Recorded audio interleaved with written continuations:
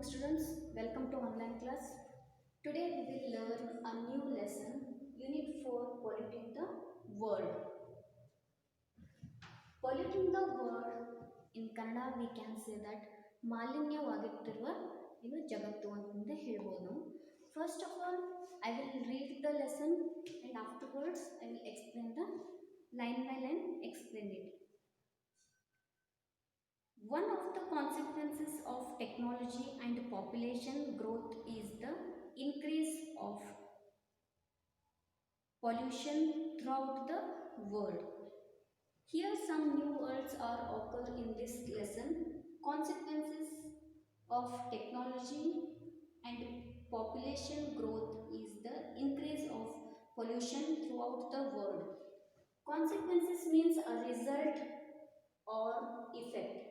ಪರಿಣಾಮ ಅಂತ ಹೇಳ್ತೀವಿ. ಈ ತಂತ್ರಜ್ಞಾನ ಮತ್ತು ಜನಸಂಖ್ಯೆ ಜಾಸ್ತಿ ಆಗ್ತಾ ಇರೋದ್ರಿಂದ, ಇನ್ಕ್ರೀಸ್ ಆಗ್ತಿರೋದ್ರಿಂದ ಅದರ ಪರಿಣಾಮ ಏನಾಗ್ತಿದೆ ಅಂದ್ರೆ ಪೊಲ್ಯೂಷನ್ ಆಗ್ತಿದೆ, ಜಗತ್ತಿನಲ್ಲಿ ಪೊಲ್ಯೂಷನ್ ಆಗ್ತಿದೆ ಅಂತ ಅನ್ನೋದನ್ನ ಹೇಳಿದ್ದಾರೆ ಈ ಫಸ್ಟ್ ಲೈನ್ದಲ್ಲಿ. Every one knows the future of all life on earth will be endangered if people do not control the contamination of the environment. ಈ ಪರಿಸರದಲ್ಲಿ ಆಗ್ತಾ ಇರುವಂತಹ ಕಂಟ್ಯಾಮಿನೇಷನ್ ಅಂತಂದು ಹೇಳೋದ್ರಲ್ಲಿ ಕಂಟ್ಯಾಮಿನೇಷನ್ ಆಗ್ತಿರುವಂತಹ impure by polluting or poisoning ಅಂತಂದು ಹೇಳಿ ಪಾಯ್ಸನ್ ಆಗ್ತಾ ಇರುವಂತಹ ವಾತಾವರಣ ಅಥವಾ ಪೊಲ್ಯೂಟಿಂಗ್ ಆಗ್ತಾ ಇರುವಂತಹ ವಾತಾವರಣವನ್ನು ನಾವು ಇಲ್ಲಿ ಕಾಣ್ಬೋದು. ಅದನ್ನು ಕಂಟ್ರೋಲ್ ಮಾಡದೇ ಇದ್ದರೆ ಏನಾಗ್ತದೆ ಅದು ದುಷ್ಪರಿಣಾಮವನ್ನು ಫೇಸ್ ಮಾಡಬೇಕಾಗ್ತದೆ ಅಂತಂದೇಳಿ ಹೇಳ್ತಾರೆ. Every one knows the future of all life.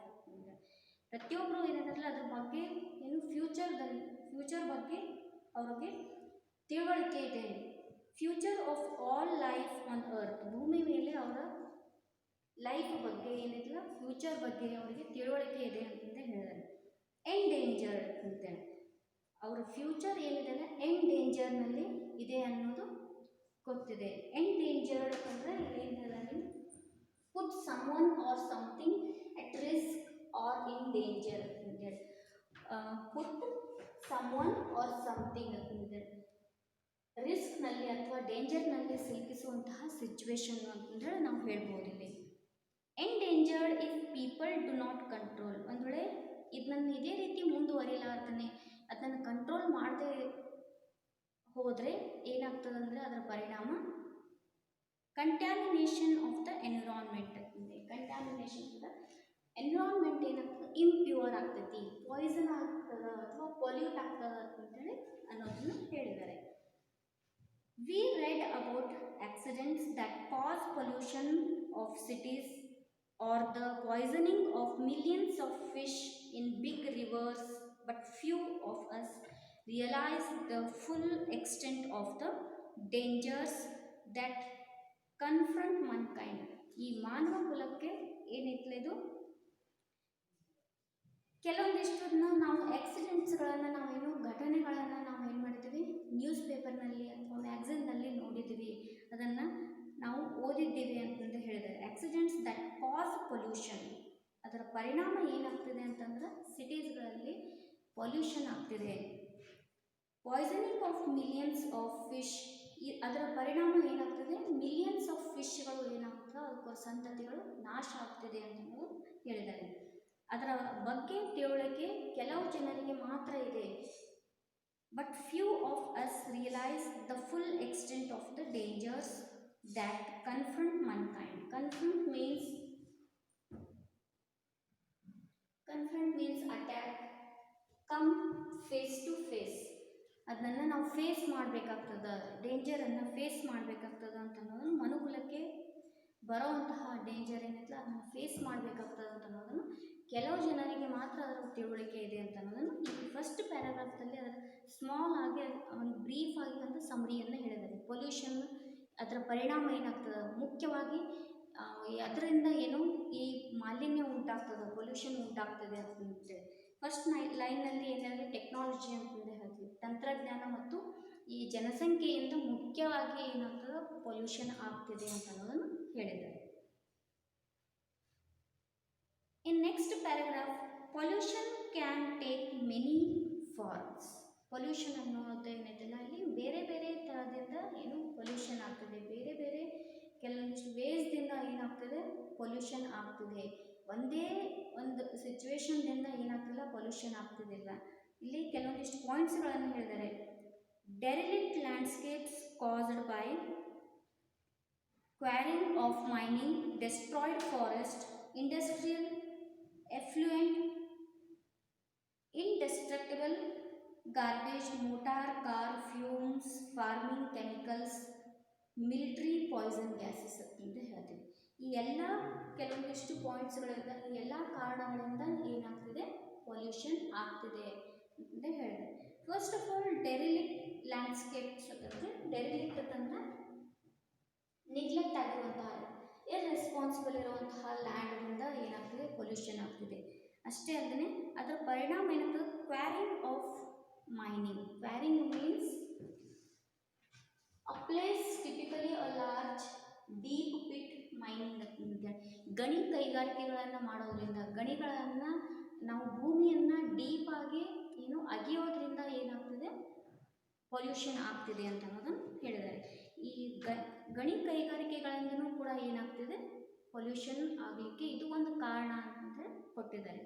ಅಷ್ಟೇ ಅಲ್ಲದೆ ಡೆಸ್ಟ್ರಾಯ್ಡ್ ಫಾರೆಸ್ಟ್ ಅಂತಂದರೆ ಕಾಡುಗಳನ್ನು, ಅರಣ್ಯಗಳನ್ನು ಕಡಿಯೋದ್ರಿಂದ, ಅವುಗಳ ನಾಶ ಮಾಡೋದ್ರಿಂದ ಏನಾಗ್ತದೆ ಪೊಲ್ಯೂಷನ್ ಆಗ್ತಿದೆ. ಇಂಡಸ್ಟ್ರಿಯಲ್ ಎಫ್ಲುಯೆಂಟ್ ಅಂತೇಳಿ ಕೈಗಾರಿಕೆಗಳ ಹೊರ ಬರುವಂಥ, effluent means liquid waste or sewage discharged into a river or the river ಅಂತಂದ.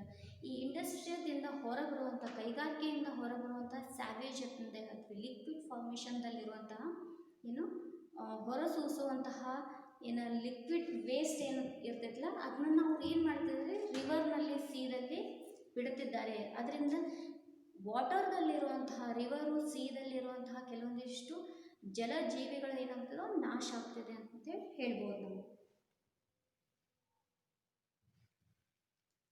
ನೆಕ್ಸ್ಟ್ ಇಂಡಿಸ್ಟ್ರಕ್ಟಿಬಲ್ ಗಾರ್ಬೇಜ್ ಅಂತ. ಇಂಡಿಸ್ಟ್ರಕ್ಟಬಲ್ ಮೀನ್ಸ್ ಎವರ್ ಲಾಸ್ಟಿಂಗ್ ಅಂತ ಹೇಳ್ತೀವಿ. Everlasting means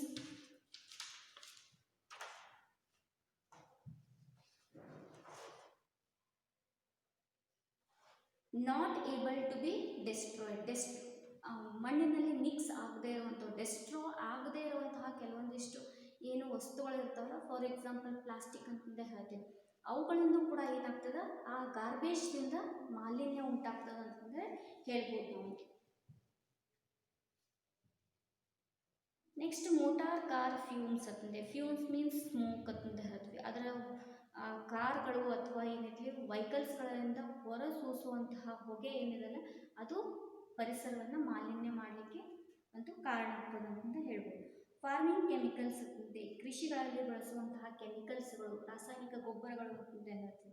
military poison gases. ಈ ಮಿಲಿಟ್ರಿಯಲ್ಲಿ ಬಳಸುವಂತಹ ಏನು ನ್ಯೂಕ್ಲಿಯರ್ ಬಾಂಬ್ಸ್ಗಳು ಅಥವಾ ಗನ್ಗಳನ್ನು ಶೂಟ್ ಮಾಡೋದ್ರಿಂದ ಬರುವಂತಹ ಏನು ಏರ್ ಇದೆಯಲ್ಲ ಅದು ಪೊಲ್ಯೂಟ್ ಆಗ್ತಿದೆ ಅಥವಾ ಪೊಲ್ಯೂಷನ್ ಆಗ್ತಿದೆ ಅಂತಂತೇಳಿ ಹೇಳ್ಬೋದು. ನ್ಯೂಕ್ಲಿಯರ್ ಟೆಸ್ಟ್ ಮಾಡೋದ್ರಿಂದ ಅದರಿಂದನೂ ಕೂಡ ಏನಾಗ್ತದೆ ಲ್ಯಾಂಡನ್ನು ಪೊಲ್ಯೂಷನ್ ಆಗ್ತದೆ. ಅಷ್ಟೇ ಅಲ್ಲದೆ ಏನಾಗ್ತದೆ ಏರ್ ಪೊಲ್ಯೂಟ್ ಆಗ್ತದೆ ಅಂತಂದು. ಅದರಿಂದ ಹೊರಸೂಸುವಂತಹ ಪಾಯ್ಸನಸ್ ಗ್ಯಾಸ್ಗಳು ಏನದಲ್ಲ ಹೊರ ಬರುವಂಥದ್ದು, ಅದರಿಂದ ಹೊರಸೂಸುವಂತಹ ಪಾಯ್ಸನ್ ಗ್ಯಾಸ್ಗಳು ಏನಾಗ್ತದೋ ಪರಿಸರವನ್ನು ಮಾಲಿನ್ಯ ಮಾಡ್ತಿದೆ ಅಂತ ಹೇಳಿದ್ದಾರೆ. Pollution can poison the air we breathe. ನಾವು ಉಸಿರಾಡಿಸುವಂತಹ ಗಾಳಿ ಏನಾಗ್ತದೆ ಪೊಲ್ಯೂಷನ್ ಆಗ್ತದೆ. ನಾವು ಸೇವಿಸುವಂತಹ ಗಾಳಿ ಏನಾಗ್ತದೆ ಪೊಲ್ಯೂಷನ್ ಆಗ್ತದೆ. ನಾವು ಸೇವಿಸುವಂತಹ ನೀರು ಅದು ಕೂಡ ಏನಾಗ್ತದೆ ಪೊಲ್ಯೂಟ್ ಆಗ್ತಿದೆ ಅಂತ ಹೇಳ್ತಾರೆ. Poison the air we breathe. ನಾವು ಉಸಿರಾಡಿಸುವಂತಹ ಅಥವಾ ನಾವು ಸೇವಿಸುವಂತಹ ಗಾಳಿ ಏನಾಗ್ತದೆ ಪಾಯ್ಸನ್ದಿಂದ ಕೂಡಿದೆ. The water we drink. ನಾವು ಸೇವಿಸುವಂತಹ ಕುಡಿಯುವಂತಹ ನೀರು ಕೂಡ ಏನಾಗ್ತದೆ ಅದರಲ್ಲಿ ಪಾಯ್ಸನ್ ಮಿಕ್ಸ್ ಇದೆ ಅಂತಂದು ಆಗ್ತಿದೆ ಅಂತಂದು ಹೇಳ್ತಾರೆ. ಅಷ್ಟೇ ಅಲ್ಲದೆ ದ ಫುಡ್ ವಿ ಈಟ್. ನಾವು ಸೇವಿಸುವಂತಹ ಆಹಾರವೂ ಕೂಡ ಏನಿದೆಲ್ಲ ಅದರಲ್ಲಿ ರಾಸಾಯನಿಕ ಗೊಬ್ಬರಗಳು ಅಥವಾ ಇನ್ಸೆಕ್ಟಿಸೈಡ್ಸ್ಗಳು ಮಿಕ್ಸ್ ಆಗಿರೋದ್ರಿಂದ ಅದು ಕೂಡ ಏನಿದೆ ಅದರಲ್ಲಿ ಕೂಡ ಪಾಯ್ಸನ್ ಇದೆ ಅಂತಂದು ಹೇಳ್ಬೋದು. The pronoun we refers not only to men, woman and children but also to all our fellow creatures on earth, insects, birds, fish and animals. ಇಲ್ಲಿ ವಿ ಅನ್ನುವಂತಹ ಪ್ರನೌನನ್ನು ಯೂಸ್ ಮಾಡಿದ್ದಾರೆ. ವಿ ಅನ್ನುವಂತಹ ಪ್ರನೌನ್ ಇದರ ವಿ ಅಂದರೆ ನಾವು ಏನಂತ ಹೇಳ್ತೀವಿ, ಬರೀ ಮೆನ್, ವುಮನ್, ಚಿಲ್ಡ್ರನ್ ಅಂತಂದರೆ ಅಷ್ಟೇ ರೆಫರ್ ಮಾಡ್ತಿಲ್ಲ. ಅದರ ಬದಲಾಗಿ ನಮ್ಮ ಸುತ್ತಮುತ್ತಲು ಇರುವಂತಹ ಕ್ರಿಯೇಚರ್ಸ್ ಅಂತಂದ್ರೆ ಜೀವಿಗಳು ಅಥವಾ ಜೀವರಾಶಿಗಳನ್ನು ಸಂಬಂಧಪಟ್ಟಂತೆ ಇಲ್ಲಿ ಹೇಳಿದ್ದಾರೆ. ಅವು ಬರೀ ಏನಿಲ್ಲ ಹ್ಯೂಮನ್ ಕೈಂಡಿಗೆ ಹಾರ್ಮ್ ಮಾಡೋದು ಅಷ್ಟೇ ಅಲ್ಲದೆ, ಅದರ ಮೇಲೆ ದುಷ್ಪರಿಣಾಮ ಉಂಟಾಗೋದು ಅಷ್ಟೇ ಅಲ್ಲದೆ, ಸುತ್ತಮುತ್ತಲಿರುವಂತಹ ಜೀವಿಗಳ ಮೇಲೇನೂ ಕೂಡ ಏನಾದ ಈ ಪೊಲ್ಯೂಷನ್ ದುಷ್ಪರಿಣಾಮ ಉಂಟಾಗ್ತದೆ, ಅದರ ಮೇಲೇನೂ ಕೂಡ ದುಷ್ಪರಿಣಾಮ ಉಂಟಾಗ್ತದೆ ಅನ್ನೋದನ್ನು ಹೇಳಿದ್ದಾರೆ. ಕ್ರಿಯೇಚರ್ಸ್ ಅಂದರೆ ಇಲ್ಲಿ ಕೆಲವೊಂದಿಷ್ಟು ಎಕ್ಸಾಂಪಲ್ಸನ್ನು ಕೊಟ್ಟಿದ್ದಾರೆ. Birds, insects, fish, animals. ಈ ಎಲ್ಲ ಕ್ರಿಯೇಚರ್ಸ್ ಮೇಲೆ, ಈ ಭೂಮಿ ಮೇಲೆ ಇರುವಂತಹ ಈ ಎಲ್ಲ ಕ್ರಿಯೇಚರ್ಸ್ ಮೇಲೆ ದುಷ್ಪರಿಣಾಮ ಉಂಟಾಗ್ತದೆ ಅಂತ ಹೇಳಿದ್ದಾರೆ. It is true that progress is knowledge. Progress ಅಂತಂದರೆ ಬೆಳವಣಿಗೆ ಅಂತಂದರೆ ಅದಕ್ಕೆ ಏನಂತ ಹೇಳ್ತೀವಿ, ಅದ್ರ ಬೆಳವಣಿಗೆ ಆಗ್ತಾ ಇರೋದ್ರಿಂದ, ಪ್ರೋಗ್ರೆಸ್ ಆಗ್ತಾ ಇರೋದ್ರಿಂದ ಅದರಿಂದ ಏನಾಗ್ತದೆ, ನಾಲೆಜ್ ಬೆಳವಣಿಗೆ ಆಗ್ತೈತಿ. ಅಷ್ಟೇ ಅಲ್ಲದೆ ಏನಾಗ್ತದೆ, ಅದರ ಸೈಡ್ ಬೈ ಸೈಡ್ ಏನಾಗ್ತದೆ, ಪೊಲ್ಯೂಷನ್ ಕೂಡ ಆಗ್ತದೆ ಅನ್ನೋದನ್ನು ಒಂದು ಪಾಯಿಂಟನ್ನು ಇಲ್ಲಿ ಹೇಳಿದ್ದಾರೆ. It is true that progress in knowledge had led to the development of science and technology. ಇದರ ಬೆಳವಣಿಗೆಯಿಂದ ಏನಾಗ್ತಿದೆ ಅಂತಂದರೆ, ನಾಲೆಜ್ ಅದರ ಬೆಳವಣಿಗೆ ಆಗ್ತಾ ಇರೋದ್ರಿಂದ ಸೈನ್ಸ್ ಮತ್ತು ಟೆಕ್ನಾಲಜಿ ಇದರ ಬೆಳವಣಿಗೆಯಿಂದ ಏನಾಗ್ತಿದೆ, ಅದರ ಪರಿಣಾಮ ಏನಾಗ್ತಿದೆ ಅಂದರೆ profound altered our environment. Profoundly ಅಂತಂದ್ರೆ ಎಕ್ಸ್ಟ್ರೀಮ್ಲಿ, ಎನಾರ್ಮಸ್ಲಿ ಅಂತಂದರೆ ಅಗಾಧ ಪ್ರಮಾಣವಾಗಿರುವಂತಹ ಅಥವಾ ಎಕ್ಸ್ಟ್ರೀಮ್ ಆಗಿರುವಂತಹ ಚೇಂಜು ಪರಿಸರದಲ್ಲಿ ಉಂಟಾಗ್ತದೆ. ಈ ಟೆಕ್ನಾಲಜಿದಿಂದ, ಸೈನ್ಸ್ದಿಂದ ಅದರ ಪರಿಣಾಮ ಏನಾಗ್ತದೆ, ಪರಿಸರದ ಮೇಲೆ ದುಷ್ಪರಿಣಾಮ ಉಂಟಾಗ್ತದೆ ಅನ್ನೋದು ಹೇಳಿದ್ದಾರೆ. For example, fertilisers and insecticides have increased. ಇಲ್ಲಿ ನಾವು ಸೈನ್ಸು ಟೆಕ್ನಾಲಜಿಯಲ್ಲಿ ಮುಂದುವರೆದಿದೆ ಅಂತಂದರೆ ಅದರ ಅರ್ಥ ಅಂತಂದರೆ ಇಲ್ಲಿ ಎರಡು ಎಕ್ಸಾಂಪಲನ್ನು ಕೊಟ್ಟಿದ್ದಾರೆ. ಫರ್ಟಿಲೈಸರ್ಸ್ಗಳನ್ನು ಬಳಸೋದ್ರಿಂದ, ಇನ್ಸೆಕ್ಟಿಸೈಡ್ಸ್ಗಳನ್ನು ನಾವು ಏನು ಮಾಡ್ತಿದ್ವಿ, ಭೂಮಿ ಮೇಲೆ ಕೃಷಿಗಳಲ್ಲಿ ಬಳಸ್ತಾ ಇದ್ವಿ. ಈ ಫರ್ಟಿಲೈಸರ್ಗಳನ್ನು ಬಳಸೋದ್ರಿಂದ ಏನಾಗ್ತದೆ ಅಂತಂದ್ರೆ ಬೆಳೆ ಏನಾಗ್ತದೆ, ಬೇಗನೆ ಬೆಳವಣಿಗೆ ಉಂಟಾಗ್ತದೆ. ಅದರ ಫರ್ಟಿಲೈಸರ್ಸ್ ಅಷ್ಟೇ ಅಲ್ಲದೆ ಇನ್ಸೆಕ್ಟಿಸೈಡ್ಸ್ ಅಂತಂದರೆ ಕ್ರಿಮಿ ಕೀಟಗಳು ಕೂಡದೇ ಇರೋಂಗ ಅವರ ನಾಶದ ಸಲುವಾಗಿ ನಾವೇನು ಇನ್ಸೆಕ್ಟಿಸೈಡ್ಸ್ಗಳನ್ನು, ಕ್ರಿಮಿನಾಶಕಗಳನ್ನು ಬಳಸ್ತೀವಿ. ಆದರೆ ಕ್ರಿಮಿನಾಶಕಗಳನ್ನು ಬಳಸೋದ್ರಿಂದ ಅದು ಫುಡ್ದಲ್ಲಿನೂ ಕೂಡ ಸೇರ್ಕೋತದೆ ಅಂತ ಅನ್ನುವಂಥ ಒಂದು ಪಾಯಿಂಟನ್ನು ಇಲ್ಲಿ ಹೇಳಿದ್ದಾರೆ. For example, fertilisers and insecticides have increased agriculture output. ಅಗ್ರಿಕಲ್ಚರ್ದಿಂದ ಹೊರ ಬರುವಂತಹ ಏನು ಪ್ರಾಡಕ್ಟ್ ಏನಿದೆಯಲ್ಲ ಅದರಲ್ಲಿ ಏನಾಗಿದೆ ಅಂತಂದರೆ which is required to feed the swelling population of the world. ಅಷ್ಟೇ ಅಲ್ಲದೆ ಇನ್ಕ್ರೀಸ್ ಆಗ್ತಿರುವಂತಹ ಏನು ಪಾಪ್ಯುಲೇಷನ್ ಇದೆಯಲ್ಲ, ಸ್ವೆಲ್ಲಿಂಗ್ ಪಾಪ್ಯುಲೇಷನ್ ಅಂತಂದ್ರೆ ಏನು, ಪಾಪ್ಯುಲೇಷನ್ದಲ್ಲಿ ಬೆಳವಣಿಗೆ ಆಗ್ತಿರೋ ಅಗಾಧವಾದಂತಹ ಬೆಳವಣಿಗೆ ಆಗ್ತದೆ. ಅದು ಈ ಸ್ವೆಲ್ಲಿಂಗ್ ಅಂತಂದರೆ ಇಲ್ಲಿ ನಾವು ಇಲ್ಲಿ ಏನೈತಲ್ಲ ಮೀನಿಂಗು, ಇಲ್ಲಿ ನಾವು ಸ್ವೆಲ್ಲಿಂಗ್ ಅಂತಂದರೆ ಅದರದ್ದು ಇನ್ನೂ ಒಂದು ಮೀನಿಂಗ್ ಅಂತಂದರೆ ಬಾಯುವುದು ಅಥವಾ ಉಬ್ಬುವುದು ಅಂತಂದೇ ಹೇಳ್ತೀವಿ. ಅದರ ಸ್ವೆಲ್ಲಿಂಗ್ ಆಫ್ ಪಾಪ್ಯುಲೇಷನ್ ಅಂತಂದ್ರೆ ಅಗಾಧ ಪ್ರಮಾಣವಾದಂತಹ ಜನಸಂಖ್ಯೆ ಏನಾಗ್ತದೆ, ಬೆಳವಣಿಗೆ ಆಗ್ತದೆ. ಅದರ ತಕ್ಕಂತಲೇ ಏನಾಗ್ತದೆ, ಅಗ್ರಿಕಲ್ಚರ್ದಲ್ಲಿ ನಾವೇನು ಮಾಡ್ತಿದ್ದೀವಿ, ಇಲ್ಲಿ ಫರ್ಟಿಲೈಸರ್ಸ್ಗಳನ್ನು ಬಳಸಿ ನಾವು ಏನು ಮಾಡ್ತಿದ್ವಿ, ಬೆಳೆಗಳನ್ನು ಬೆಳೀತಾ ಇದ್ದೀವಿ. Swelling population of the world, however, both give rise to pollution. ಈ ಎರಡೂ ಪರಿಣಾಮವಾಗಿ ಫರ್ಟಿಲೈಸರ್ಸು, ಇನ್ಸೆಕ್ಟಿಸೈಡ್ಸ್ಗಳನ್ನು ಬಳಸೋದ್ರಿಂದ ಅಗ್ರಿಕಲ್ಚರ್ನಲ್ಲಿ ಏನಾಗ್ತದೆ, ಬೆಳವಣಿಗೆ ಉಂಟಾಗ್ತದೆ. ಅದ್ರ ತಕ್ಕಂತಲೇ ಏನಾಗ್ತದೆ, ಜನಸಂಖ್ಯೆನೂ ಕೂಡ ಬೆಳವಣಿಗೆ ಉಂಟಾಗ್ತದೆ. ಈ ಎರಡೂ ಪರಿಣಾಮವಾಗಿ ಏನಾಗ್ತದೆ, ಮಾಲಿನ್ಯ ಉಂಟಾಗ್ತದೆ. ಇವೆರಡೂ ಮುಖ್ಯ ಕಾರಣ ಪೊಲ್ಯೂಷನ್ ಆಗಲಿಕ್ಕೆ ಅಂತಂದರೆ ಹೇಳಿದ್ದಾರೆ.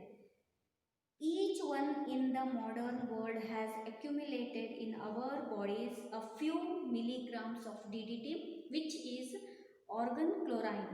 ಇಲ್ಲಿ DDT ಅನ್ನುವಂಥದ್ದು ನಾವು ಏನಿಲ್ಲಿ ಅಗ್ರಿಕಲ್ಚರ್ನಲ್ಲಿ ಬಳಸ್ತೀವಲ್ಲ, ಅಲ್ಲಿ ಅಕ್ಯುಮಿಲೇಟೆಡ್ ಅಂತ ಹೇಳಿದೆ. Accumulated means increasing number of quantity of ಅಂತ ಹೇಳ್ತೀವಿ. ಅದರ ಕ್ವಾಂಟಿಟಿ ಏನಾಗ್ತದೆ, ಜಾಸ್ತಿ ಆಗ್ತದೆ. ಮಿಲಿಗ್ರಾಮ್ದಷ್ಟು DDTಯನ್ನು ನಾವು ಏನು ಇಲ್ಲಿ ನಾವು ಬೆಳೆಗಳಿಗೆ ಏನು ಸಿಂಪಡಿಸ್ತೀವಲ್ಲ DDT ಅನ್ನೋದನ್ನು, ಅದು ಸ್ವಲ್ಪ ಮಿಲಿಗ್ರಾಮ್ನಷ್ಟು, ಸ್ವಲ್ಪ ಪ್ರಮಾಣದಲ್ಲಿ ನಮ್ಮ ಬಾಡಿಯಲ್ಲಿ ಸೇರ್ಕೋತಿದೆ. ಪಾಯ್ಸನ್ ಆಗಿ ಅದನ್ನು ಏನಾಗ್ತದೆ ಸೇರ್ಕೋತಿದೆ ಅನ್ನೋದನ್ನು ಹೇಳಿದ್ದಾರೆ. ಸ್ಮಾಲ್ ಕ್ವಾಂಟಿಟಿ ಆಫ್ ಇನ್ನು ಇಲ್ಲಿ DDT ಪ್ರಮಾಣ ಅಂತ ಸ್ವಲ್ಪ ಪ್ರಮಾಣ ನಮ್ಮ ಬಾಡಿಯಲ್ಲಿ ಸೇರ್ಕೋತಿದೆ ಅಂತ ಅನ್ನೋದನ್ನು ಹೇಳಿದ್ದಾರೆ. Which is organ chlorine. Organ chlorine ಅನ್ನುವಂಥ ಏನು ಈ DDT one of the insecticide ಅಂತ ಹೇಳ್ತೀವಿ. It is also a type of insecticides ಅಂತ ಕ್ರಿಮಿನಾಶಕಗಳಲ್ಲಿ ಇದು ಕೂಡ ಒಂದು ಅಂತ ಹೇಳಿದ್ದಾರೆ. Organ chlorine a type of insecticide. The DDT level in fish is rising and already some fish eating birds are becoming sterile. Sterile means infertile ಅಂತ ಹೇಳ್ತೀವಿ. Infertile ಫಲವತ್ತತೆಯನ್ನು ಅಲ್ಲಿ ಭೂಮಿ ತನ್ನ ಫಲವತ್ತತೆಯನ್ನು ಕಳೆದುಕೊಳ್ಳುತ್ತಿದೆ. ಅಷ್ಟೇ ಅಲ್ಲದೆ ನೀರಿನಲ್ಲಿ ಇರುವಂತಹ ಏನು ಆಕ್ಸಿಜನ್ ಪ್ರಮಾಣವು ಕಡಿಮೆಯಾಗಿ ತನ್ನ ಫರ್ಟಿಲಿಟಿಯನ್ನು ಕಳೆದುಕೋತಾ ಇದೆ ಅಂತ ಅನ್ನೋದನ್ನು ಹೇಳ್ಬೋದು ನಾವು. The DDT level in fish is rising. ಆ ನೀರನ್ನು ಸೇವಿಸೋದ್ರಿಂದ ಅದರಲ್ಲಿ ಆ ನೀರಿನಲ್ಲಿ ಮಿಕ್ಸ್ ಆಗಿರುವಂತಹ DDT ಅಥವಾ ಇನ್ಸೆಕ್ಟಿಸೈಡ್ಸ್ಗಳು ಏನಾಗ್ತಿದೆ ಫಿಶ್ ಮೇಲೆ ದುಷ್ಪರಿಣಾಮ ಉಂಟಾಗ್ತದೆ. ಆ ಫಿಶ್ಗಳನ್ನು ಸೇವಿಸುವಂತಹ ಕೆಲವೊಂದಿಷ್ಟು ಬರ್ಡ್ಸ್ಗಳು ಏನಿದಾವಲ್ಲ ಅವರ ಮೇಲೇನೂ ಕೂಡ ಏನು ದುಷ್ಪರಿಣಾಮ ಉಂಟಾಗ್ತದೆ ಅಂತ ಹೇಳ್ಬೋದು ನಾವು. DDT level in fish is rising and already some fish eating birds are becoming sterile. ಬರ್ಡ್ಸ್ಗಳು ಅವಕ್ಕೂ ಸಂತತಿನೂ ಕೂಡ ಏನಾಗ್ತದೆ ಸ್ಲೋ ಆಗಿ ಅದಕ್ಕೆ ಸಂತತಿ ಕಡಿಮೆ ಆಗ್ತಿದೆ ಅಂತಂದೇ ಹೇಳ್ಬೋದು. Fertilisers used in farm lands. ಫರ್ಟಿಲೈಸರ್ಸ್ಗಳನ್ನು ನಾವು ಫಾರ್ಮ್ ಲ್ಯಾಂಡಲ್ಲಿ ಕೃಷಿ ಭೂಮಿಯಲ್ಲಿ ಫರ್ಟಿಲೈಸರ್ಸ್ಗಳನ್ನು ಈಗ ನಾವು ಬಳಸ್ತಾ ಇದ್ದೀವಿ. Are washed away by rain into rivers, lakes and reservoirs. Reservoirs ಅಂತಂದರೆ ನಾವು ಏನು ಹೇಳ್ತೀವಿ, ರಿಸರ್ವಿಯರ್ಸ್ ಅಂತಂದ್ರೆ ಸ್ಟಾಕ್ ಮಾಡಿ ಇಟ್ಕೊಳ್ಳುವಂಥ ಕೆಲವೊಂದು ಆರ್ಟಿಫಿಷಿಯಲ್ ಆಗಿ ಕೃತಕವಾಗಿರುವಂತಹ ಕೆಲವೊಂದಿಷ್ಟು ಏನು ಲೇಕ್ಗಳು ಅಂತಂದರೆ ಹೇಳ್ತೀವಿ ರಿಸರ್ವಿಯರ್ಸ್ ಅಂತಂದರೆ, ಜಲಾಶಯಗಳು ಅಂತಂದರೆ ಹೇಳ್ಬೋದು ನಾವು. ಈ ಫರ್ಟಿಲೈಸರ್ಸ್ಗಳನ್ನು ಫಾರ್ಮ್ ಲ್ಯಾಂಡ್ನಲ್ಲಿ ಬಳಸೋದ್ರಿಂದ ಆರ್ ವಾಶ್ಡ್ ಅವೇ ಬಳಸೋದ್ರಿಂದ ಅವು ನೀರಿನಿಂದ ಅಥವಾ ಏನು ಮಳೆ ಬರೋದ್ರಿಂದ ಆ ಭೂಮಿ ಮೇಲೆ ಇರುವಂತಹ ಫರ್ಟಿಲೈಸರ್ಸ್ ಇನ್ಸೆಕ್ಟಿಸೈಡ್ಸ್ಗಳು ಹರ್ಕೊಂಡು ಹೋಗಿ ರಿವರ್ದಲ್ಲಿ, ಲೇಕ್ನಲ್ಲಿ, ಆಮೇಲೆ ರಿಸರ್ವಿಯರ್ಸ್ ಅಂತ ಹೇಳ್ತೀವಿ ಕೃತಕವಾಗಿ ಏನು ಶೇಖರಣೆ ಮಾಡಿರುವಂತಹ ಜಲಾಶಯಗಳಿರುತ್ತಲ್ಲ ಅದರಲ್ಲಿ ಮಿಕ್ಸ್ ಆಗ್ತಿದೆ ಅಂತಂದರೆ ಹೇಳ್ಬೋದು. The heavy intake content in fertilisers leads to wide growth of vegetation. ಇದನ್ನು ಈ ಫರ್ಟಿಲೈಸರ್ಸ್ಗಳನ್ನು ಜಾಸ್ತಿ ಪ್ರಮಾಣದಲ್ಲಿ ನಾವು ಬಳಸ್ತಾ ಇದ್ದೀವಿ. ಏಕೆಂದರೆ ನಾವೇನು ಇಲ್ಲಿ ಬೆಳೆಗಳು ಬೇಗನೆ ಬರಬೇಕು, ಬೆಳೆ ಏನಿಲ್ಲ ಬೇಗನೆ ಅದರ ಬೆಳವಣಿಗೆ ಉಂಟಾಗಬೇಕು ಅನ್ನೋ ಸಲುವಾಗಿ ನಾವು ಏನು ಮಾಡ್ತಿದ್ವಿ ಈ ಫರ್ಟಿಲೈಸರ್ಸ್ಗಳನ್ನು ಬಳಸ್ತೀವಿ. ಅದರ ಪರಿಣಾಮ ಏನಾಗ್ತದೆ ಅಂತಂದ್ರೆ ಸ್ಲೋ ಆಗಿ ಮಣ್ಣು ತನ್ನ ಫಲವತ್ತತೆಯನ್ನು ಕಳ್ಕೋತದ ಅಂತಂದೇಳಿ ಹೇಳ್ಬೋದು. Fertilisers leads to wide growth of vegetation. ಸಸ್ಯವರ್ಗದ ಮೇಲೂ ಕೂಡ ಏನಿದೆ, ವೆಜಿಟೇಷನ್ ಮೀನ್ಸ್ ಸಸ್ಯವರ್ಗ ಅಂತಂದು ಹೇಳ್ತೀವಿ. ಸಸ್ಯಗಳ ಮೇಲೇನೂ ಕೂಡ ಇದರ ದುಷ್ಪರಿಣಾಮ ಉಂಟಾಗ್ತದೆ. Vegetation in them which in turn